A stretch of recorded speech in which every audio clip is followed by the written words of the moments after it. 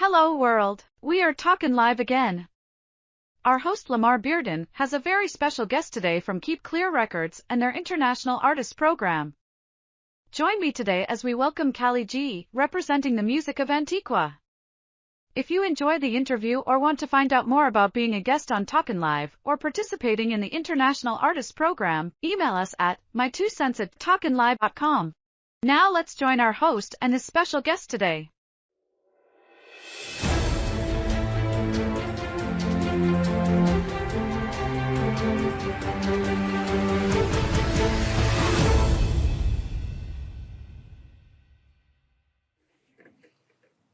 Well, first of all, I've been doing the music business for quite a while with the reggae thing. This song itself came about from me more or less branching into my own solo career within the reggae industry. As I say, I've been doing music for a very long time, since I was a child.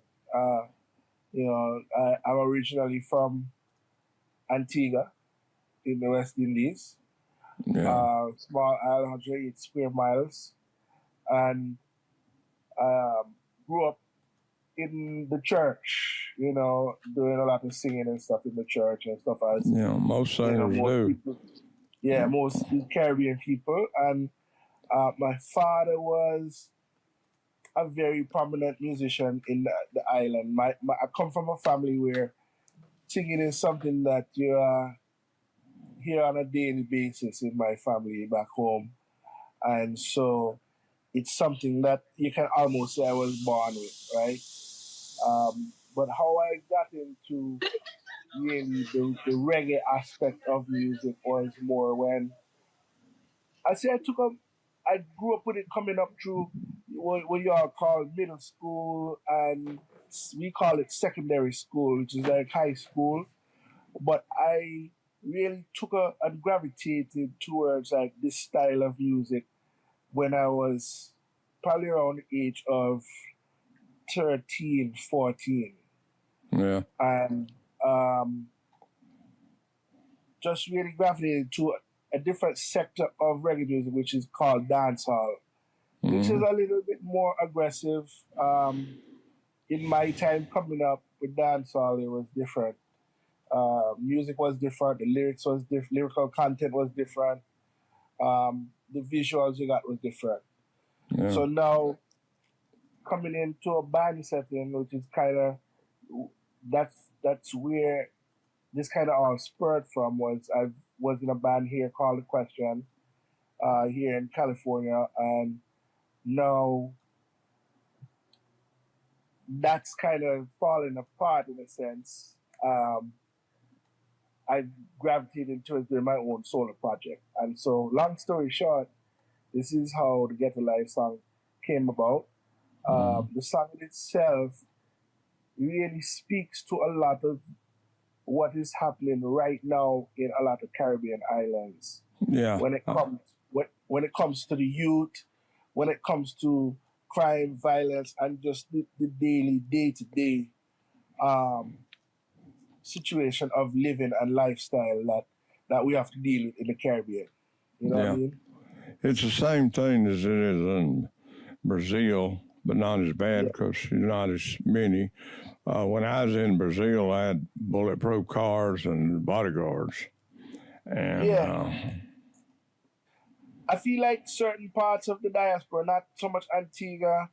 I mean, Antigua, where I'm from, we have our own levels of crime and poverty, right?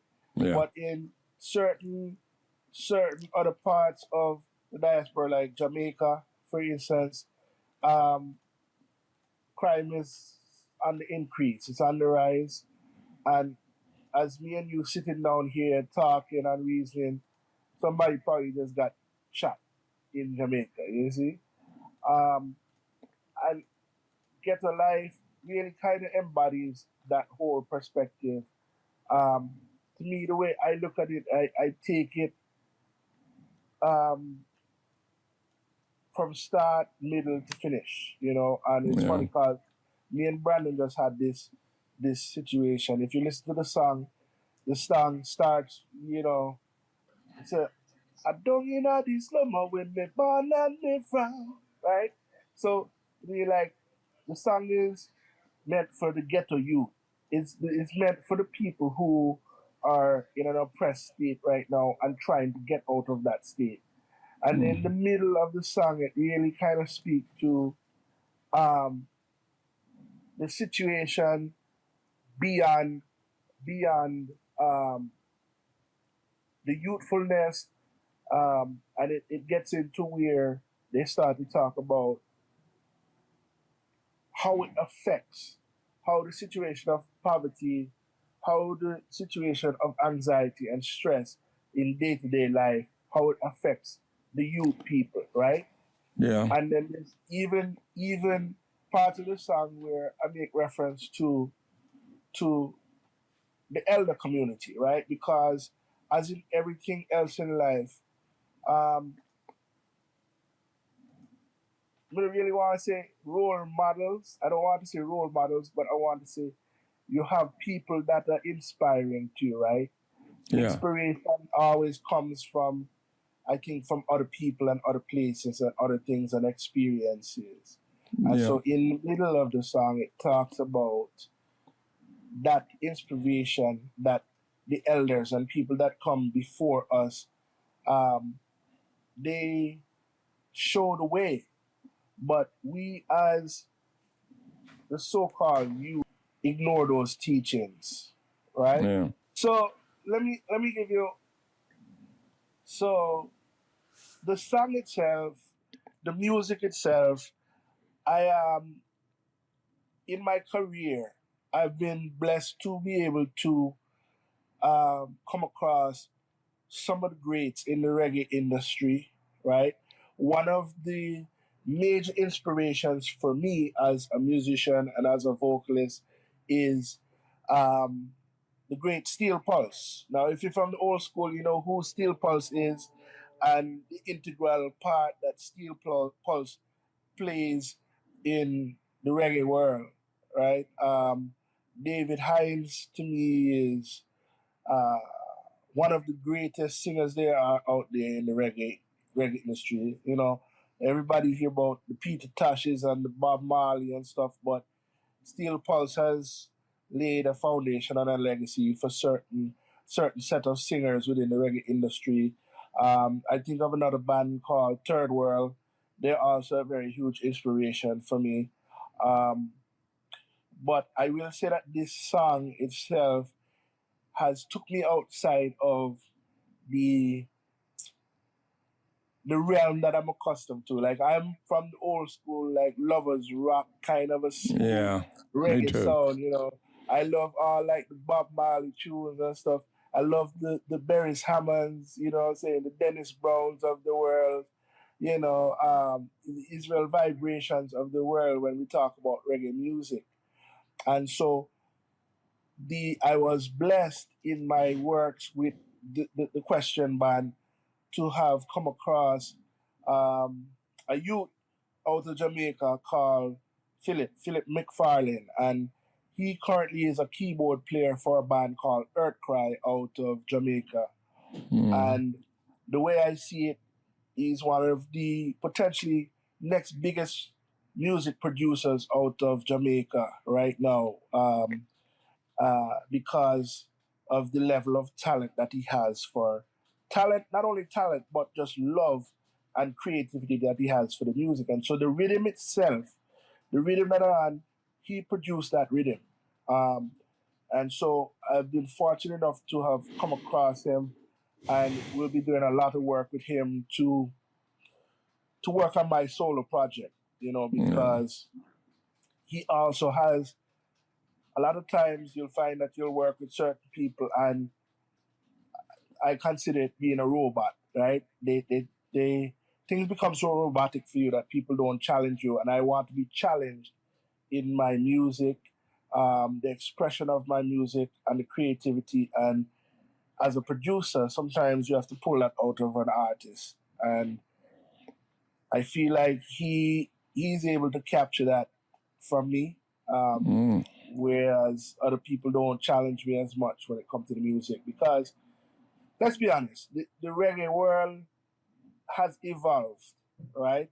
And so what you know to be as reggae is not the same reggae that you hear a lot of times today. Um, you mentioned hip hop earlier. A lot of people don't understand that hip hop came out of reggae, right? Mm. Hip hop started from a lot, as you know, New York, the Bronx, Queens. There's a lot of people that migrated to the United States from Jamaica. Yeah. And during that period, a lot of those same folks who were influential in what we now come to know as hip hop, and uh, it's nice to see the involvement of the music. Not all of it is good, I will say. So when it comes to me and music, my music is meant to spread positivity and love, first and foremost, positivity and love, but it's also to highlight the oppressions, um, the conflicts, the state of affairs that the world is in right now, and it's my music is also a calling to the leaders, if they're willing to hear, if they're willing to listen, um, to employ them to fight for the people, not just the people of this universe, but um, the earth itself, right? The place that we exist as human beings. I employ them to see those things, and look out for the people. You know what I'm saying? I I changed my life. I let the Lord change my life, and I love gospel music. So Yes, and I love Jamaican music, man. I love the beat. I love the beat of Jamaican, and but I think all artists they need to put a little Jesus in their songs. very you know? true. Well, the thing is that first you have to understand that. Um, Let me slow down. I have two children right now, and I will tell you, Mr. Bearden, when I had my first child, you grow up and you in the spiritual world, you have the teachings of Christ, and you know what that means to be like a Christian and love something bigger than yourself, right? Yeah. But I will tell you, it brought on a whole new meaning for me as a spiritual person when my first child came into the world, right? Yeah. Because just the awe, the pure awe and awesomeness of bringing another life into this realm that we live in that we call Earth, right? Mm-hmm. If that in itself doesn't let you realize that there's a more powerful thing beyond you and yourself, right? Yeah. Nothing else will. You know what I'm saying? So yeah, you have to believe. You have to believe. Um, I don't judge people for their religion, or whoever they believe their God is to be, but I know who mine is. You see? That's great. Yeah, That's, man. that's the way I feel about it. I disagree. I never have no racial or any kind of hate for anybody. I agree on who is their spirit in them, how they treat me, how they treat others. That's where I see it. I don't, and we're not the judge, but we are the ones that's supposed to carry the truth. If if we see someone doing something to harm themselves or harm others, we need to tell them and warn them about it. Basically, is what. And see, some songs can do that. I mean, Yeah. what you said right now will go out all over the world, and whoever hears it might help. Well, I hope so. And I mean, God's willing, I hope to do more music and more positive music to spread to people. And realistically, I'm not the type of person who is looking for the fame or the money or any of that. My Mm-hmm. my my hopes and dreams with any of the musical projects that I'm involved with is Mm-hmm. that it goes out there into the world and um, captivates people and encourages them to think, okay?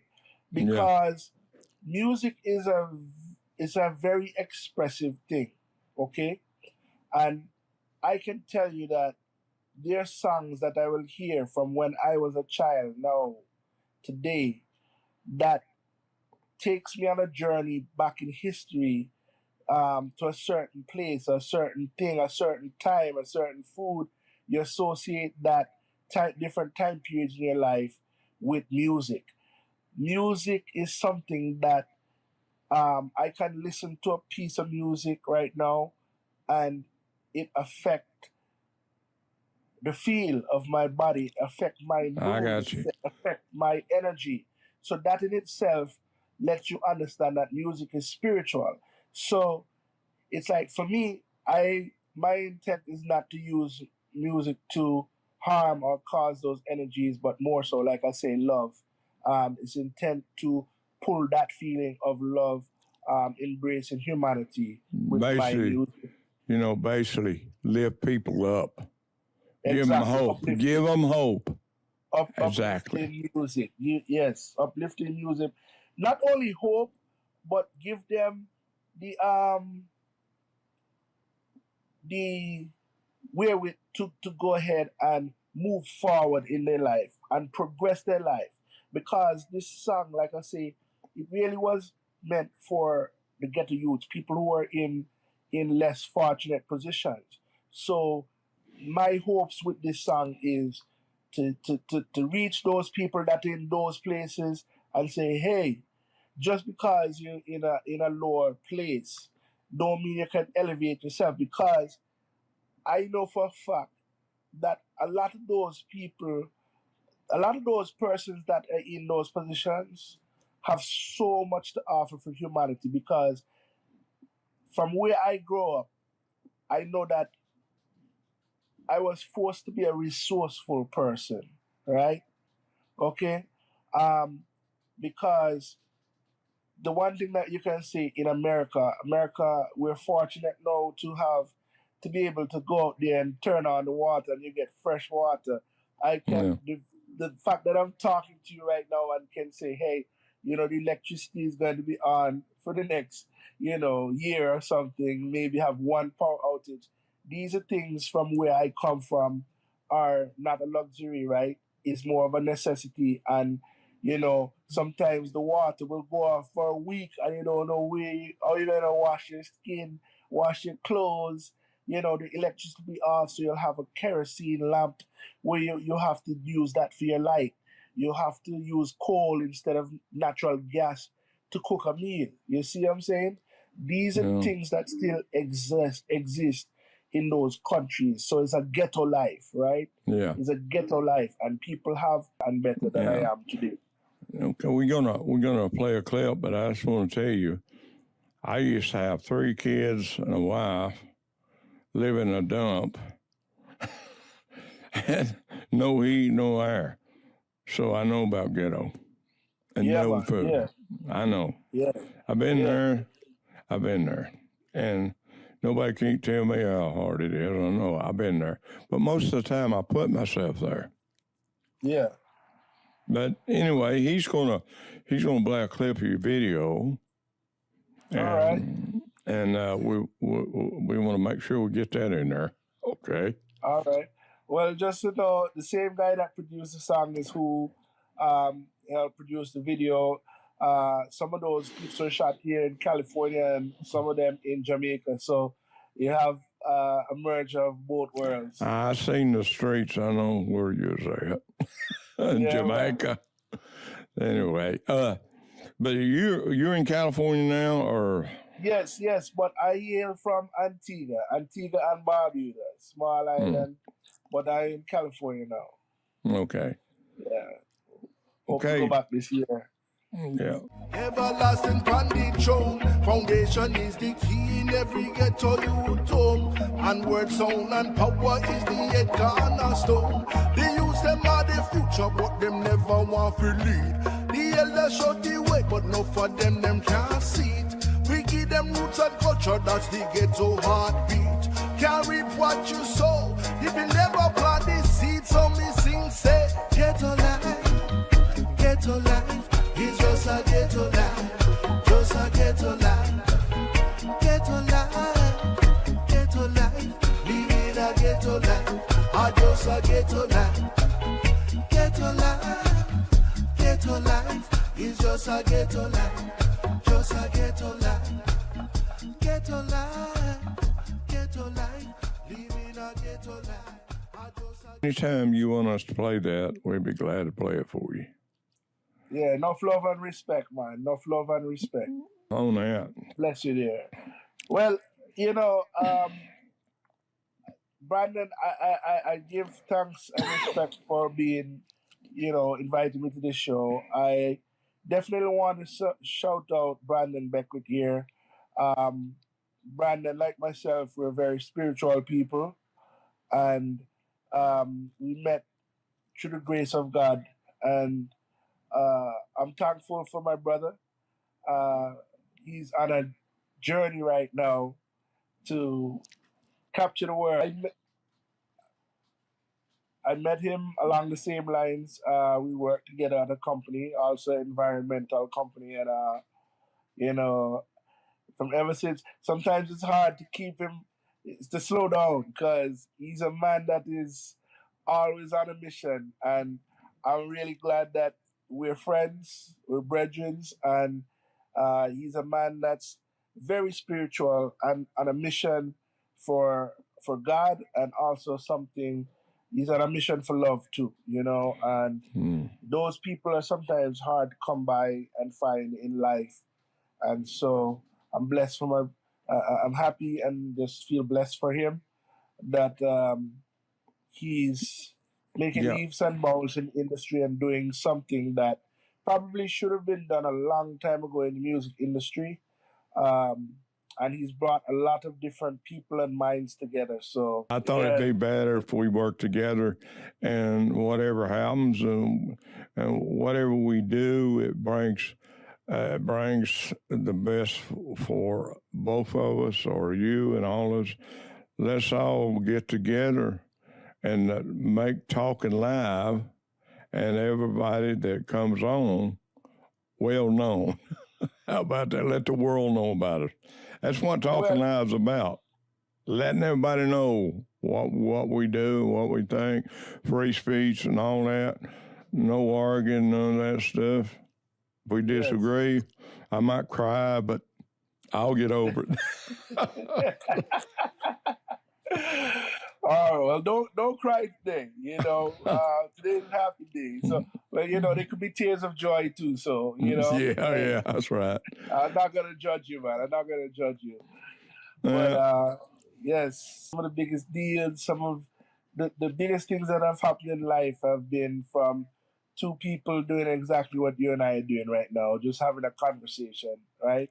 So yeah, I love networking it is, and it's how you treat people, right? If we live by the code of the book, it says, "Do unto others as you'd have them do unto yourself," right? So it's a code of respect that we share with each and amongst each other to treat each other equally, and we talk and we gather and we spread love through our talks, and we collaborate mentally. So I'm always the one that you can say is willing to network. You're welcome back when you don't come back. Respect, massive respect and love. Yeah, and I hope to meet you in the flesh sometime here.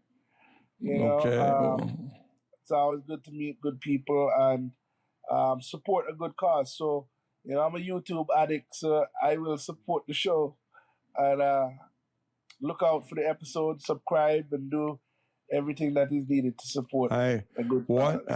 Watch her show. It's Divorce is Hell. That's a new one. We just got to get some more people come on do it. But it's pretty good. It turned out pretty good. And Wow.